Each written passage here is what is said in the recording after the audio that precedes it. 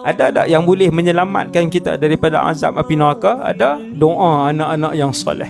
Rabbighfir li dhunubi wa liwalidayya warhamhuma kama rabbayani saghira. Saya kata doa itulah yang paling mahal sekali. 8.45 malam anak kita baca. 8.45 malam kubur kita terang. Dia tak ada delay. Kena reti. Ada anak 5 orang kena bagi reti.